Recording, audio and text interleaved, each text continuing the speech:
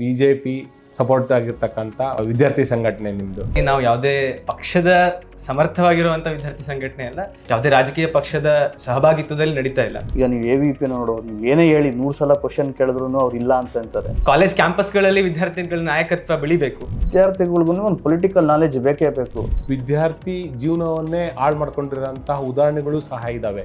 ಹಾಗಂತ ಅಂದ್ಬಿಟ್ಟು ಚುನಾವಣೆನೇ ರದ್ದು ಮಾಡೋದು ಎಷ್ಟು ಮಟ್ಟಿಗೆ ಸರಿ?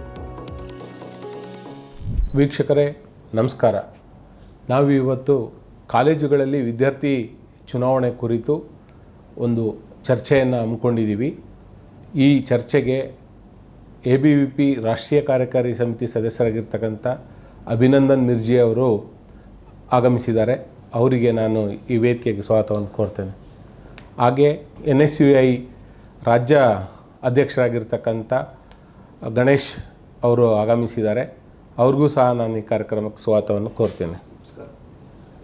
ಸುಮಾರು 3 ದಶಕಗಳು ಕಳೆದೋಯ್ತು ಕರ್ನಾಟಕ ರಾಜ್ಯದಲ್ಲಿ ವಿದ್ಯಾರ್ಥಿ ಚುನಾವಣೆಯನ್ನು ನಿಷೇಧಿಸಿ. ಈ 3 ದಶಕಗಳಲ್ಲಿ ವಿದ್ಯಾರ್ಥಿ ನಾಯಕರನ್ನು ರೂಪಿಸ್ತಕ್ಕಂತಹ ಒಂದು ಆಶಯ ಈಡೇರಿಲ್ಲ.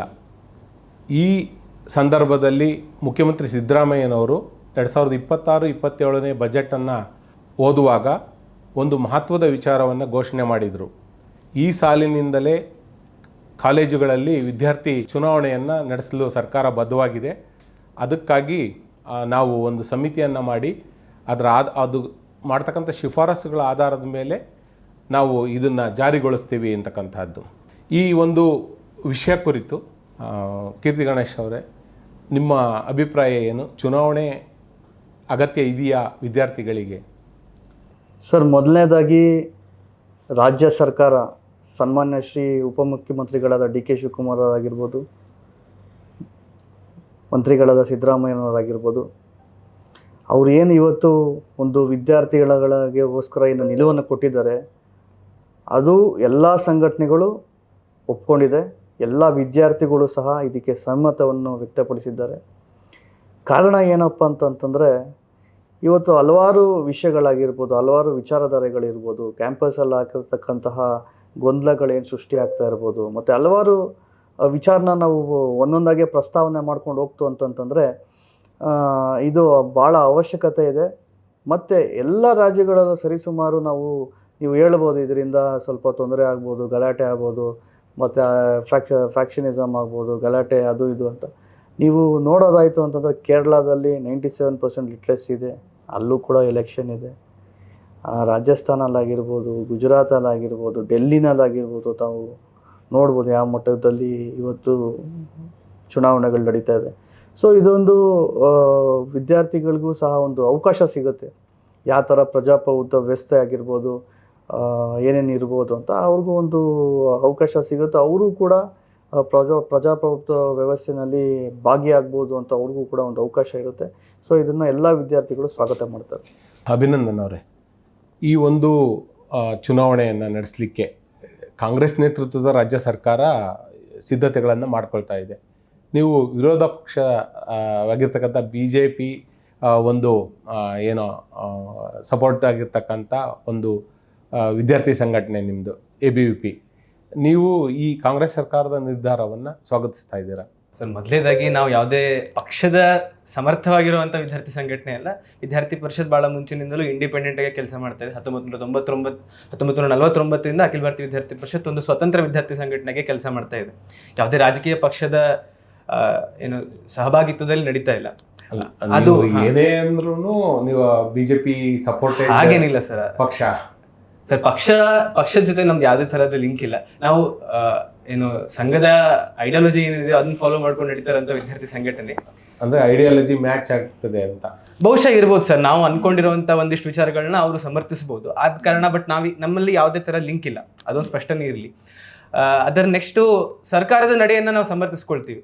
ಖಂಡಿತ ಈ ಚುನಾವಣೆ ನಡೀತಾ ಇರೋದು ಬಹಳ ಒಳ್ಳೆಯದು. ಕಾಲೇಜ್ ಕ್ಯಾಂಪಸ್ಗಳಲ್ಲಿ ವಿದ್ಯಾರ್ಥಿಗಳ ನಾಯಕತ್ವ ಬೆಳಿಬೇಕು.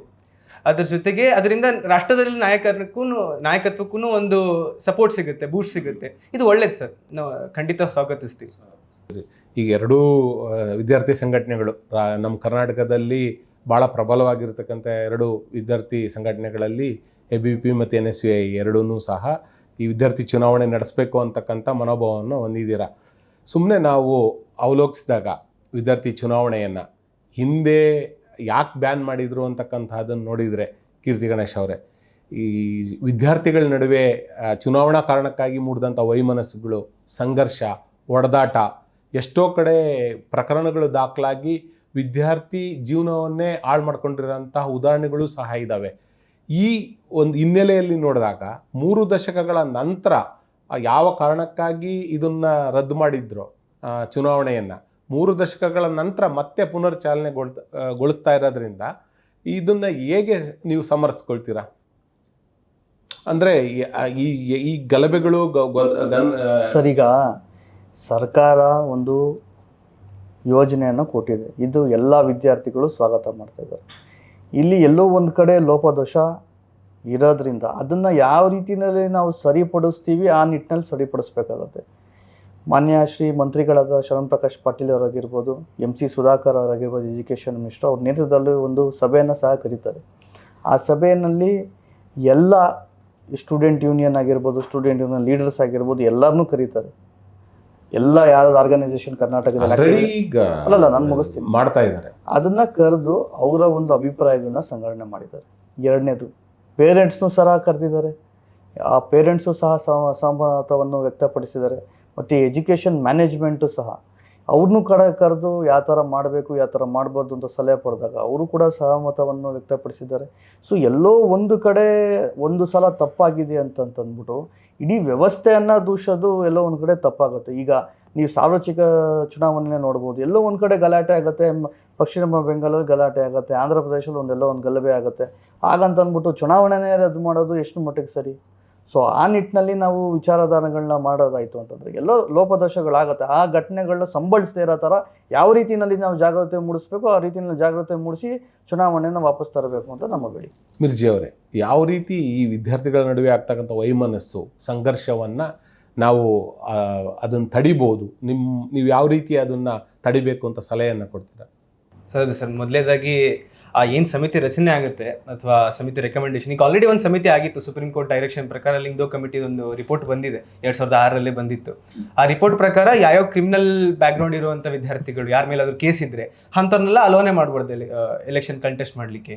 ಈ ರೀತಿ ಕೆಲವೊಂದಿಷ್ಟು ಸ್ಟ್ರಿಕ್ಟ್ ಮಾನದಂಡಗಳನ್ನ ಉಪಯೋಗಿಸೋದು. ಯಾಕಂದರೆ ಸಾರ್ವತ್ರಿಕ ಚುನಾವಣೆ ಅನಿವಾರ್ಯ. ನೀವು ಎಷ್ಟೇ ಗಲಭೆಗಳಾಗಲಿ ಏನಾದರೂ ಆಗಲಿ ಆಗಲೇಬೇಕದು. ಆಗಲಿಲ್ಲ ಅಂತಂದರೆ ಸರ್ಕಾರ ನಡೆಯಲ್ಲ. ಆದರೆ ಇದು ಆಪ್ಷನಲ್ ಸರ್. ಅಂದರೆ ಸಾರ್ವತ್ರಿಕ ಚುನಾವಣೆ ಹೇಗೆ ಏನೇ ಫಾಲ್ಟ್ಗಳಿದ್ರೂ ಮತ್ತೆ ಅದನ್ನು ಸರಿಪಡಿಸ್ಕೊಂಡು ಚುನಾವಣೆ ನಡೆಸ್ತಾರೆ, ಹಂಗೆ ವಿದ್ಯಾರ್ಥಿ ಚುನಾವಣೆಗಳು ಸಹ ಇರೋ ನ್ಯೂನತೆಗಳನ್ನು ಸರಿಪಡಿಸ್ಕೊಂಡು ಮಾಡಬೇಕು. ಖಂಡಿತ ಮಾಡೋದೇ ಸರ್. ಆದರೆ ಇದನ್ನು ಮ್ಯಾಚ್ ಮಾಡೋದು ಸರಿಯಲ್ಲ. ಯಾಕಂದರೆ ಅದು ಭಾಳ ಅನಿವಾರ್ಯ. ಇದು ಆಪ್ಷನಲ್ ಅಂತಂದರೆ ಮಾಡಲೇಬಾರ್ದು ಅಂತ ಏನಿಲ್ಲ. ಇದು ಖಂಡಿತ ಆಗಲೇಬೇಕು, ಇದು ಅಗತ್ಯ. ಆದರೆ ಆ ಸ್ಕೇಲಲ್ಲಿ ಇಲ್ಲ. ಆದ ಕಾರಣ ಸ್ವಲ್ಪ ಸ್ಟ್ರಿಕ್ಟ್ ಮಾನದಂಡಗಳು, ಯಾರಾದರೂ ಕ್ರಿಮಿನಲ್ ಬ್ಯಾಕ್ಗ್ರೌಂಡ್ ಇತ್ತಂದರೆ ಅಲೋನೆ ಮಾಡಬಾರ್ದು ಸರ್, ಅಷ್ಟೇ. ಕ್ರಿಮಿನಲ್ ಬ್ಯಾಕ್ಗ್ರೌಂಡ್ ಒಂದೇನಾ ಕೀರ್ತಿ ಪ್ರಸಾದ್ ಅವರೇ, ಅಥವಾ ಇನ್ನೂ ಏನಾದರೂ ಸಲಹೆಗಳು ಕೊಡ್ಬೋದು ಸರ್? ಈಗ ಭಾಳಷ್ಟು ಲಿಂಡೋ ಕಮಿಟಿನಲ್ಲಿ ಭಾಳಷ್ಟು ಇದಿದೆ. ಎಷ್ಟು ದುಡ್ಡನ್ನು ಹಣಕಾಸನ್ನ ಖರ್ಚು ಮಾಡಬೇಕು ಎಲೆಕ್ಷನ್ಗೆ, ಮತ್ತು ಎಷ್ಟು ಅಟೆಂಡೆನ್ಸ್ ಇರಬೇಕು, ಮತ್ತು ಅವನಿಗೆ ಯಾರು ಕಂಟೆಸ್ಟ್ ಮಾಡ್ತಾರೋ ಮಾನದಂಡ. ಅಟೆಂಡೆನ್ಸ್ ಅಂದರೆ ಈಗೇನು ನಿಗದಿ ಮಾಡಿದ್ದಾರೆ, ಒಬ್ಬ ವಿದ್ಯಾರ್ಥಿ ಪರೀಕ್ಷೆ ಬರೀಬೇಕಾದ್ರೆ 75% ಕಡ್ಡಾಯ. ಆಮೇಲೆ ಆ ವಿದ್ಯಾರ್ಥಿ ಚುನಾವಣೆಯಲ್ಲಿ ಗೆದ್ದ ಮೇಲೆ ಏನು ಡೆಲಿಗೇಟೆಡ್ ಪವರ್ಸ್ ಇರುತ್ತೆ ಈಗಂತ ಭಾಳಷ್ಟು ಇದಿದೆ. ಸೊ ಆ ಲಿಂಡೋ ಕಮಿಟಿನ ನಾವು ಕೂಡ ಅಕ್ಸೆಪ್ಟ್ ಮಾಡ್ತೀವಿ. ಅದರಲ್ಲಿ ಸ್ವಲ್ಪ ಚೇಂಜಸ್ಸನ್ನು ನಾವು ಸಹ ಡಿಮ್ಯಾಂಡ್ ಮಾಡಿದ್ದೀವಿ. ಆ ಥರ ಒಂದು ಸ್ಟ್ರಿಕ್ಟ್ ಮಾನದಂಡ ಆಗಿರ್ಬೋದು, ಮತ್ತು ಕೆಲವೊಂದು ರೂಲ್ಸು ರೆಗ್ಯುಲೇಷನ್ಸ್ನ ಸ್ಟ್ರಿಕ್ಟಾಗಿ ಫಾಲೋ ಮಾಡಿದಾಗ ವಿದ್ಯಾರ್ಥಿಗಳು ಸಹ ಅದಕ್ಕೆ ಅಡ್ಜಸ್ಟ್ ಆಗಿ ಅದ್ರ ಪ್ರಕಾರ ನಡ್ಕೊಳ್ತಾರೆ ಅಂತ ನಮ್ಮ ಒಂದು. ಅಂದರೆ ಈಗ ರಾಜ್ಯ ಸರ್ಕಾರ ಏನು ಮಾಡ್ತು, ಬಜೆಟಲ್ಲಿ ಮುಖ್ಯಮಂತ್ರಿ ಸಿದ್ದರಾಮಯ್ಯ ಅವರು ಘೋಷಣೆ ಮಾಡಿದ ತಕ್ಷಣವೇ KPCC ಏನು ಮಾಡ್ತು, ಡಾಕ್ಟರ್ MC ಸುಧಾಕರ್, ಶರಣ್ ಪ್ರಕಾಶ್ ಪಾಟೀಲ್ರವರ ಸಂಚಾಲಕತ್ವದಲ್ಲಿ ಸಮಿತಿ ಮಾಡ್ತು.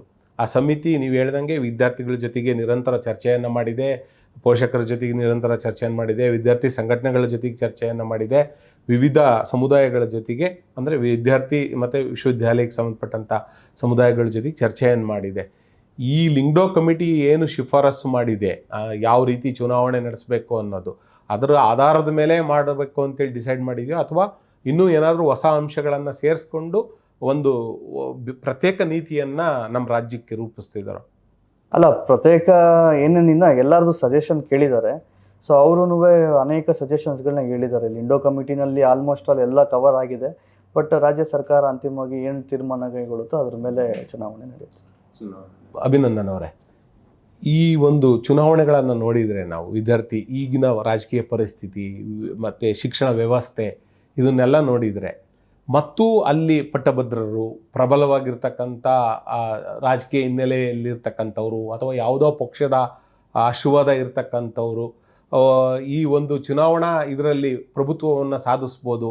ಕಾಮನ್ ಆಗಿರೋಂಥ ಸ್ಟೂಡೆಂಟ್ಗಳು ಬಡ ಮಧ್ಯಮ ವರ್ಗದಿಂದ ಬಂದಿರ್ತವರು, ಗ್ರಾಮೀಣ ಪ್ರದೇಶಗಳಿಂದ ಬಂದಿರತಕ್ಕಂಥ ವಿದ್ಯಾರ್ಥಿಗಳಿಗೆ ನ್ಯಾಯ ಸಿಗುತ್ತೆ ಅಂತ ಅನಿಸುತ್ತಾ ನಿಮಗೆ? ಸರ್, ಕೆಲವೊಂದು ವಿಚಾರಗಳನ್ನ ನೋಡೋದಾದ್ರೆ ಕಮಿಟಿ ರೆಕಮೆಂಡೇಶನಲ್ಲಿ 5,000ವರೆಗೂ ಖರ್ಚು ಮಾಡೋದು ಅಂತ ಆವಾಗಿತ್ತು 2006ರಲ್ಲಿ. ಸೊ ಅದರದ್ದೇನೋ ಸ್ವಲ್ಪ ಜಾಸ್ತಿ ಆದರೂ ನಡೆಯುತ್ತೆ.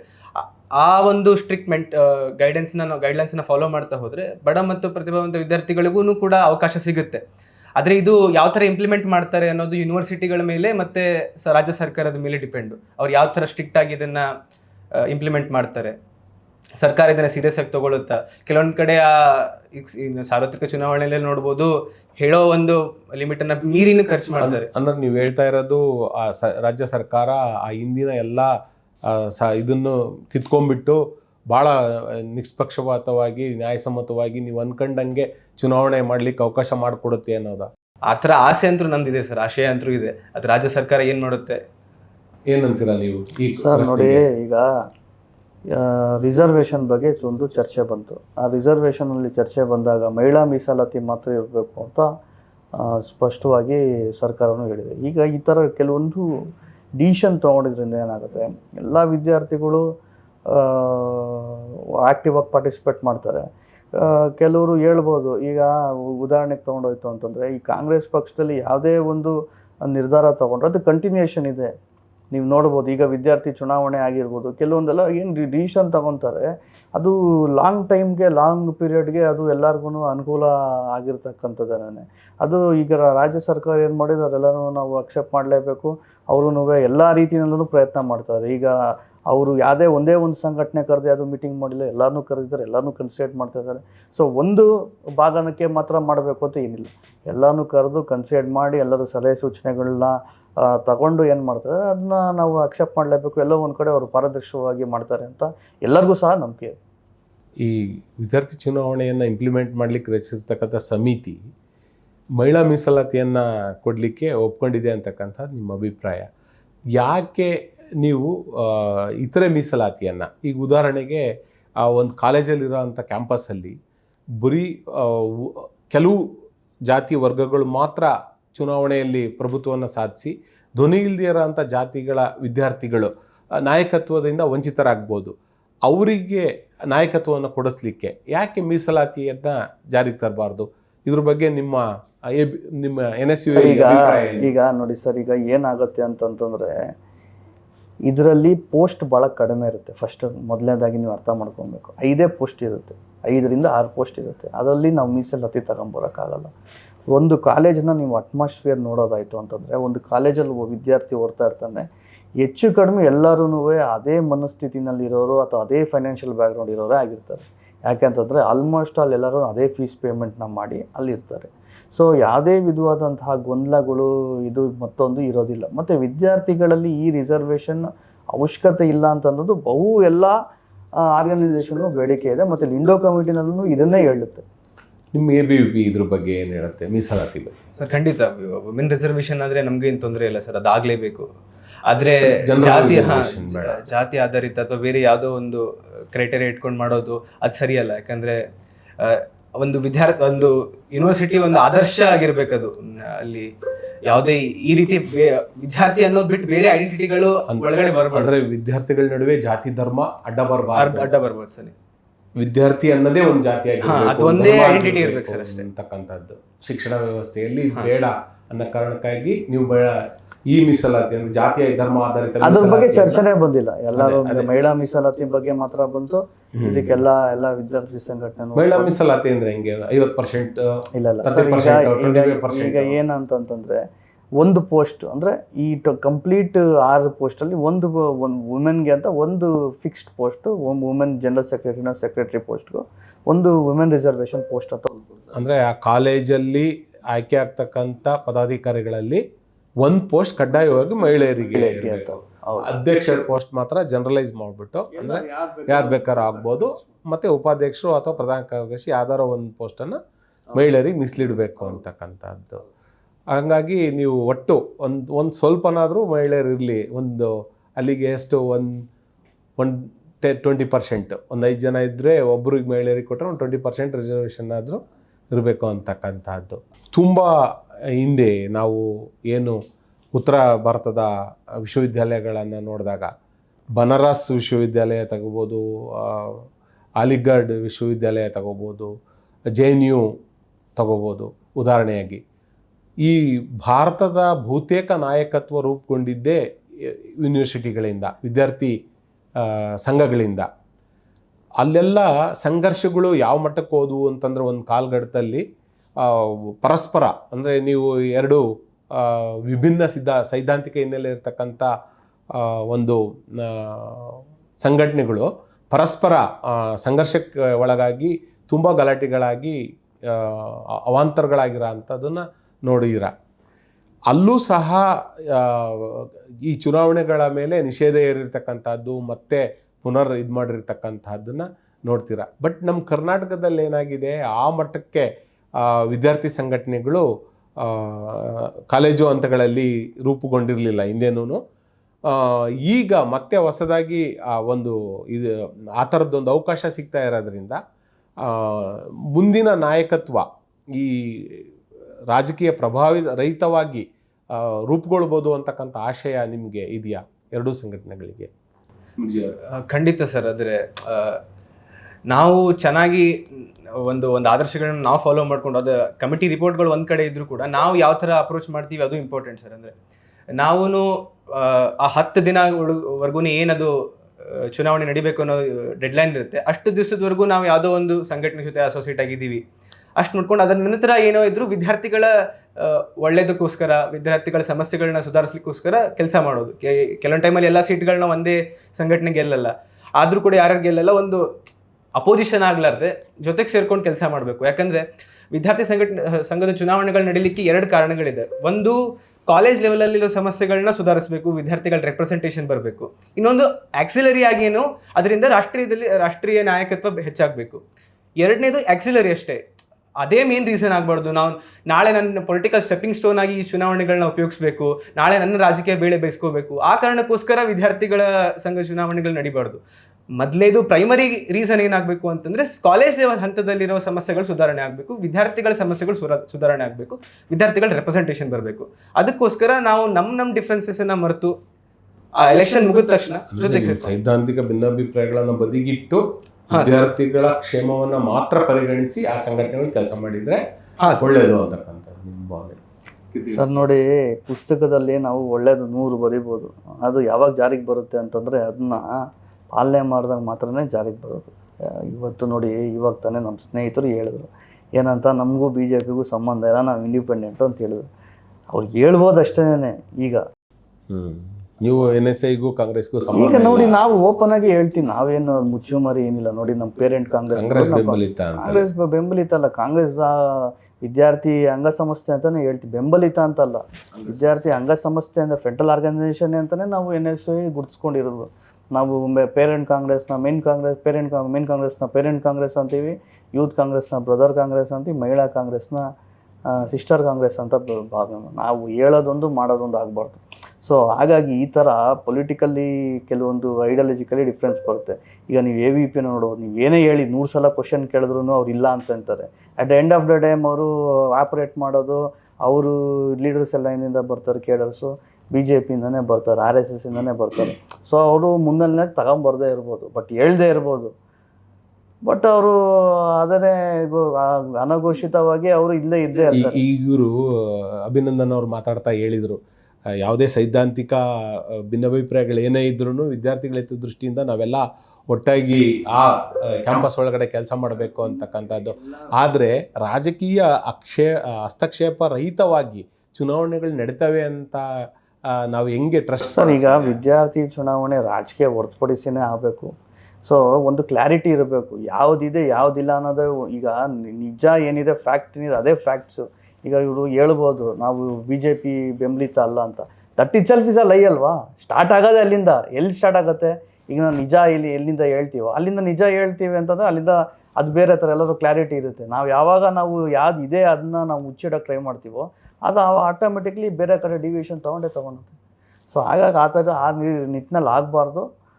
ಏನಿದೆ ಅದನ್ನ ವಾಸ್ತವಾಂಶ ವಿದ್ಯಾರ್ಥಿಗಳಿಗೂ ಗೊತ್ತಾಗಬೇಕು. ನೀವು ಎಷ್ಟು ವಿದ್ಯಾರ್ಥಿಗಳಿಗೆ ನೀವು ಮುಚ್ಚಿಡೋಕ್ಕೆ ಟ್ರೈ ಮಾಡ್ತೀರೋ, ನಾವಲ್ಲ ಅಂತ ಟ್ರೈ ಮಾಡ್ತೀರೋ, ವಿದ್ಯಾರ್ಥಿಗಳಿಗೂ ಗೊತ್ತಾಗುತ್ತೆ. ಸೊ ಇದೇ ಡಿಫ್ರೆನ್ಷಿಯೇಟ್ ಇರೋದು, ಸೈದ್ಧಾಂತಿಕವಾಗಿದ್ರೆ ಡಿಫ್ರೆನ್ಷಿಯೇಟ್ ಇರೋದು. ಆ ಸೈದ್ಧಾಂತಿಕ ಡಿಫ್ರೆನ್ಷಿಯೇಟಲ್ಲಿ ಯಾವುದನ್ನು ನಾವು ಚೂಸ್ ಮಾಡ್ತೀವಿ ಅನ್ನೋದಿರೋದು ಚಾಲೆಂಜು. ಸೊ ಅದಕ್ಕೆ ಈ ಚುನಾವಣೆ ಇರೋದು. ಯಾವ ಸೈದ್ಧಾಂತಿಕನ ನಾವು ಎಣಿಕೆ ಮಾಡ್ತೀವಿ, ಯಾವ ಸೈದ್ಧಾಂತಿಕ ಮೇಲೆ ನಾವು ನಡೀತೀವಿ, ಯಾವ ಥರ ನಾವು ನಡ್ಕೊಂಡು ಹೋಗ್ತೀವಿ ಅನ್ನೋದ್ರ ಮೇಲೆ, ಪ್ರಿನ್ಸಿಪಲ್ಸ್ ಮೇಲೇ ಎಲ್ಲರೂ ಆಧಾರಿತವಾಗಿರುತ್ತೆ.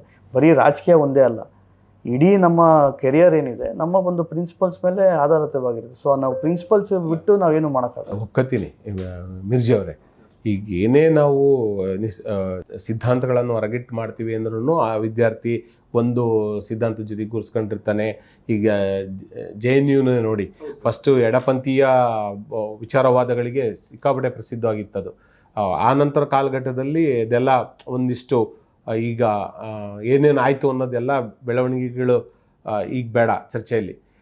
ಹಾಗೆ ಆ ವಿದ್ಯಾರ್ಥಿಗಳು ಅಷ್ಟೊಂದು ಸಿದ್ಧಾಂತ ರಹಿತವಾಗಿ ಸೈದ್ಧಾಂತಿಕ ಭಿನ್ನಾಭಿಪ್ರಾಯಗಳನ್ನು ಹೊರಗಿಟ್ಟು ಚುನಾವಣೆ ಮಾಡ್ತಾರೆ ಅನ್ನೋ ಒಂದು ನಿರೀಕ್ಷೆನೇ ನನಗೇನೋ ಸರಿ ಅಂತ. ಸರ್ ನೋಡಿ ಸರ್, ಈಗ ನಾನು ನಿಮಗೆ ಒಂದು ವಿಚಾರನ ಹೇಳ್ತೀನಿ. ಯಾಕೆ ರಾಜಕಾರಣ ಈಗ ಯಾಕೆ ಇಲ್ಲಿ ಇದು ತಗೊಂಬರ್ತಾ ಇದ್ದಾರೆ, ಚುನಾವಣೆ ತಗೊಂಬರ್ತಾ ಇದ್ದಾರೆ ಅಂತಂದರೆ, ವಿದ್ಯಾರ್ಥಿಗಳಿಗೂ ಒಂದು ಪೊಲಿಟಿಕಲ್ ನಾಲೆಜ್ ಬೇಕೇ ಬೇಕು.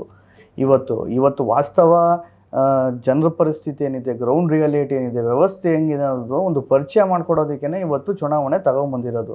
ಸೊ ನೀವು ಅದನ್ನೇ ನಾವು ಮುಚ್ಚಿಟ್ಬಿಟ್ಟು ಚುನಾವಣೆ ಮಾಡಬೇಕು ಅಂತಂದರೆ ಆಗೋದಿಲ್ಲ. ಆ ವಿಚಾರಗಳನ್ನ ವಿದ್ಯಾರ್ಥಿಗಳಾಗಿರ್ಬೋದು ಎಲ್ಲ ಹಂತದಲ್ಲೂ ಏನು ನಡೀತಾ ಇದೆ ಅನ್ನೋದು ಗೊತ್ತಾಗಬೇಕು ಅಂತಲೇ ಈ ಚುನಾವಣೆನ ತರ್ತಾ ಇರೋದು. ಸೊ ಅದನ್ನ ಒಂದು ಟ್ರಾನ್ಸ್ಪರೆನ್ಸಿನ ಮೇಂಟೈನ್ ಮಾಡಬೇಕು ಅನ್ನೋದೇ ನಮ್ಮ ಒಂದು ಧ್ವನಿ. ಸರ್, ಯಾಕೋ ಅದರಲ್ಲಿ ಯಾವ ಥರ ಕಾಣ್ತಾ ಇದೆ ಅಂತಂದರೆ, ಮೇನ್ ರೀಸನ್ ಕಾಣ್ತಾ ಇರೋದು ರಾಜಕೀಯ ಒಂದು ಲೈಮ್ಲೈಟಲ್ಲಿ ಬರಬೇಕು ಯಾರೋ ಒಬ್ರು.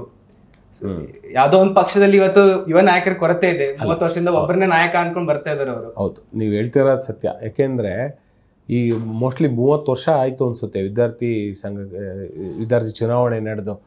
ನೋಡಿ, ಈಗಿರೋ ಅಂಥ ಪ್ರಮುಖ ನಾಯಕರುಗಳಲ್ಲ, DK ಶಿವಕುಮಾರಿಂದ ಹಿಡಿದು ಬೇರೆ ಬೇರೆ ಈ ಶರಣಪ್ರಕಾಶ್ ಪಾಟೀಲ್ ಇರ್ಬೋದು, ಹರಿಪ್ರಸಾದ್ ಇರ್ಬೋದು, ನಿಮ್ಮ ABVP ಬಂದಂಥ ಹಲವು ನಾಯಕರುಗಳು ಈಗ ಪ್ರಮುಖವಾಗಿರೋ ಇದರಲ್ಲಿದ್ದಾರೆ. ಆ ನಂತರದ ದಿನಗಳಲ್ಲಿ ಸೆಕೆಂಡ್ ಲೈನ್ ಲೀಡರ್ಶಿಪ್ ಅಂತ ಏನು ಕರಿತೀವಿ ನಾವು, ಅದು ಬೆಳಿಲೇ ಇಲ್ಲ. ಬಹುಶಃ ವಿದ್ಯಾರ್ಥಿ ಚುನಾವಣೆಗಳನ್ನು ನಡೆಸಿದ್ದಿದ್ರೆ ಇವತ್ತು ಆ ಥರದ ನಾಯಕತ್ವ ಇನ್ನೊಂದಿಷ್ಟು ರೂಪುಗೊಳ್ತಾ ಇತ್ತು. ಅದ್ರ ವಿಫಲತೆಯ ಕಾರಣವಾಗಿ ಏನಾಗಿದೆ ಇವತ್ತು ಅಂತಂದರೆ, ಆ ಕುಟುಂಬದ ಅಲ್ಲಿ ಯಾರು ರಾಜಕಾರಣದಲ್ಲಿ ಪ್ರವರ್ಧಮಾನಕ್ಕೆ ಬಂದಿರ್ತಾರೆ, ಅವ್ರ ಮಕ್ಕಳು, ಅವ್ರ ಕುಟುಂಬದವರು, ಅವರು ಇವತ್ತು ಚುನಾವಣೆಗಳಲ್ಲಿ ಲೀಡರ್ಶಿಪ್ಪನ್ನು ತೆಗೆದುಕೊಳ್ತಕ್ಕಂಥ ಒಂದು ಬೆಳವಣಿಗೆಗಳನ್ನು ನಾವು ಕಾಣ್ತಾ ಇದ್ದೀವಿ. ಈ ವಿದ್ಯಾರ್ಥಿ ಚುನಾವಣೆ ನಡೆಸೋದ್ರಿಂದ ಬಹುಶಃ ಮುಂದಿನ ಇದರಲ್ಲಿ ಮಿರ್ಜಿ ಅವ್ರು ಹೇಳ್ದಂಗೆ, ನೀವು ಹೇಳ್ದಂಗೆ ಭವಿಷ್ಯದ ನಾಯಕತ್ವ ರೂಪುಗೊಳ್ಳೋಕ್ಕೆ ಕಾರಣ ಆಗಬಹುದು ಅಂತಕ್ಕಂಥದ್ದು. ಇಲ್ಲಿ ಅದನ್ನೆಲ್ಲವೂ ಬದಿಗೊತ್ತಿ ಇದನ್ನು ತುಂಬ ಚೆನ್ನಾಗೇ ಇಂಪ್ಲಿಮೆಂಟ್ ಮಾಡಿದರೆ, ಈ ಲಿಂಗ್ಡೋ ಸಮಿತಿ ವರದಿಯನ್ನು ಬಳಸ್ಕೊಂಡು ಇನ್ನೂ ಒಂದಿಷ್ಟು ಸುಧಾರಣೆಗಳನ್ನು ಮಾಡ್ಬೋದು. ಆದರೆ ನನಗೇನು ಅಂತಂದರೆ, ಈ ಒಂದು ರಾಜಕೀಯ ಹಸ್ತಕ್ಷೇಪ ಇಲ್ಲದೇ ನಡೆದರೆ ಇವೆಲ್ಲವೂ ಸಕ್ಸಸ್ ಆಗೋಕ್ಕೆ ಸಾಧ್ಯ. ಆ ರಾಜಕೀಯ ಹಸ್ತಕ್ಷೇಪವನ್ನು ತಡಿಲಿಕ್ಕೆ ಏನು ಮಾಡಬೇಕು ಅಂತಕ್ಕಂಥದ್ದನ್ನು ಪ್ರಮುಖ ಸಲಹೆಯನ್ನು ನೀವು ಹೇಳಿ. ಸರ್, ಈಗ ನೋಡಿ, ರಾಜಕೀಯ ಹಸ್ತಕ್ಷೇಪ ಅಂತ ಏನು ಬರೋದಿಲ್ಲ. ಯಾಕೆ ಅಂತಂದರೆ ಅಲ್ಲಿ ಯಾರು ಸ್ಟೂಡೆಂಟ್ ಇರ್ತಾರೆ ಅವರು ಮಾತ್ರನೇ ಪಾರ್ಟಿಸಿಪೇಟ್ ಮಾಡೋಕ್ಕಾಗೋದು. ಈಗ ನೀವು ಎಷ್ಟೇ ಬುಕ್ಸ್ ಓದಿ ನೀವು ಎಕ್ಸಾಮ್ಗೆ ಹೋಗ್ಬೋದು, ಆದರೆ ಬರೀಬೇಕಾಗಿರೋದು ಯಾರು? ಆ ಟೈಮಲ್ಲಿ ಬರೆಯೋರೇನೇ ಆ ರಿಸಲ್ಟ್ನ ಹೊಂದ್ತಾರೆ.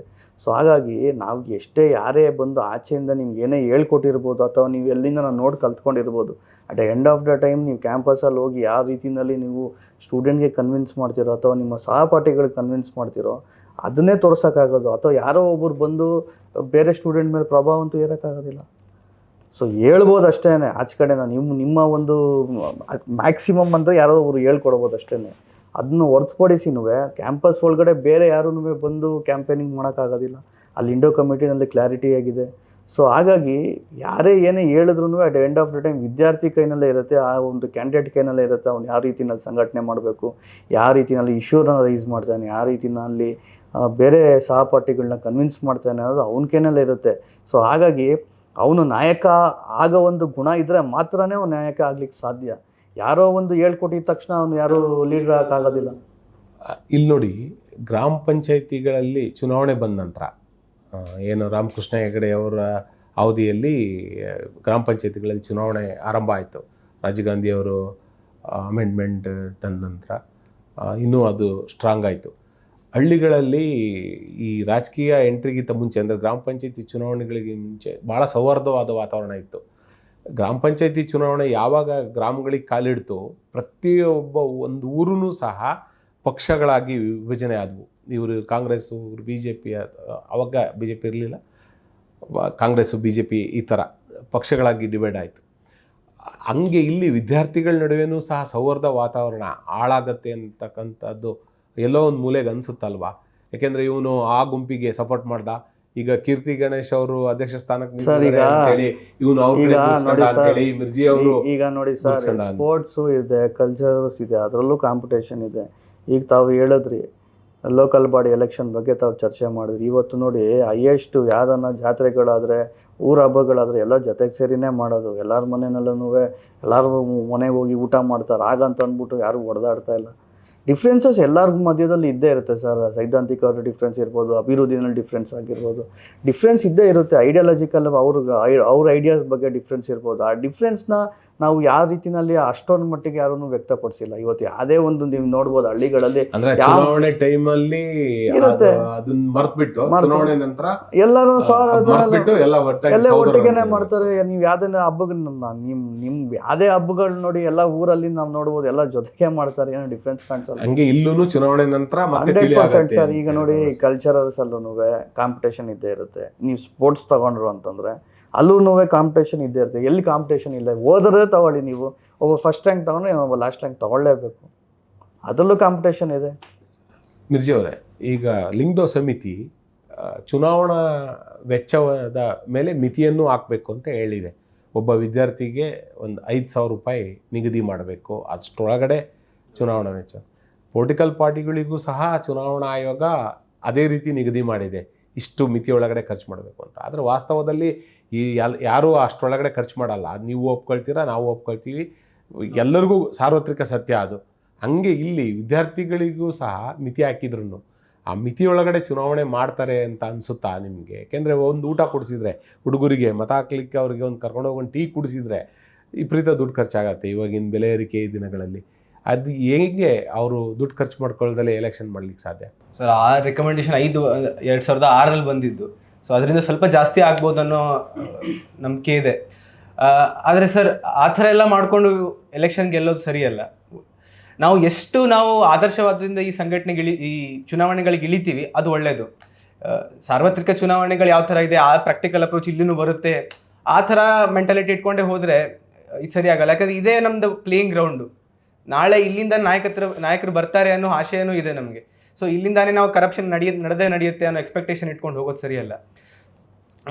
ಆದರೆ ಲಿಂಗ್ಡೋ ಕಮಿಟಿ ರಿಪೋರ್ಟಲ್ಲಿ ಬೇರೆನೂ ರೆಕಮೆಂಡೇಶನ್ ಇದೆ ಸರ್. ಅಂದರೆ ಪೋಸ್ಟರ್ಗಳನ್ನ ಪ್ರಿಂಟ್ ಮಾಡೋಂಗಿಲ್ಲ, ಕೈಯಿಂದ ಬರೆದಿರೋ ಪೋಸ್ಟರ್ಗಳು.